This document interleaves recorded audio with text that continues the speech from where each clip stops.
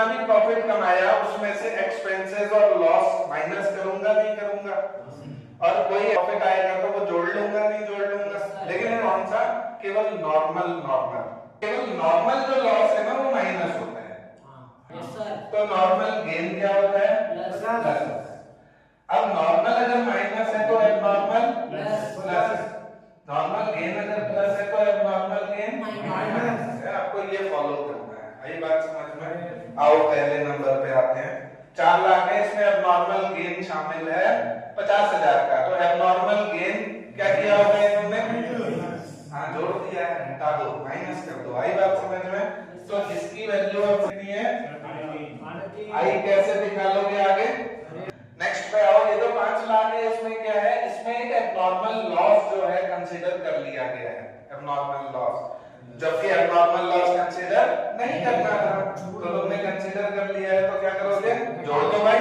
Abnormal loss है तो जोड़ देंगे, तुम्हें बस ये फंडा फॉलो करना है, ज्यादा लफड़े में नहीं पड़ना है। इसको समझो, अगर एबनॉर्मल लॉस है जोड़ दो, नॉर्मल लॉस है ठीक है, इतने से काम हो जाएगा तुम्हारा। जोड़ के इसको कहो कितना, 6 लाख,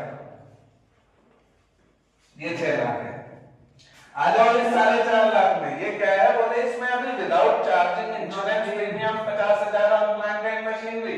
प्लांट एंड मशीनरी जो तुम्हारी बिजनेस चला रही है, उस प्लांट एंड मशीनरी का बीमा करा रहे हो, तुम बताओ नॉर्मल है या एबनॉर्मल है।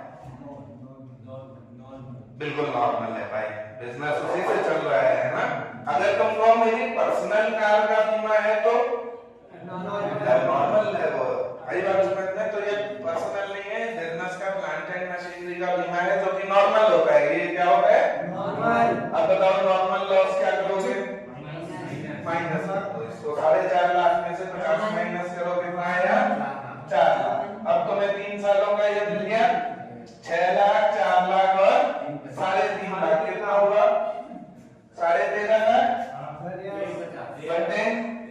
बटे 3 से 45, 4.5 लाख, कितना आया, 4.5 लाख। हाँ, एवरेज जो प्रॉफिट है सालों का, वो एक्चुअली में नॉर्मल जो प्रॉफिट है वो 4.5 लाख है। ये नॉर्मल प्रॉफिट नहीं है, इसमें कुछ एबनॉर्मल शामिल भी हो सकता है, कुछ नहीं भी, ऐसी चीज है जो नहीं होनी चाहिए वो रखी है, उसको कंसीडर करके अब तुम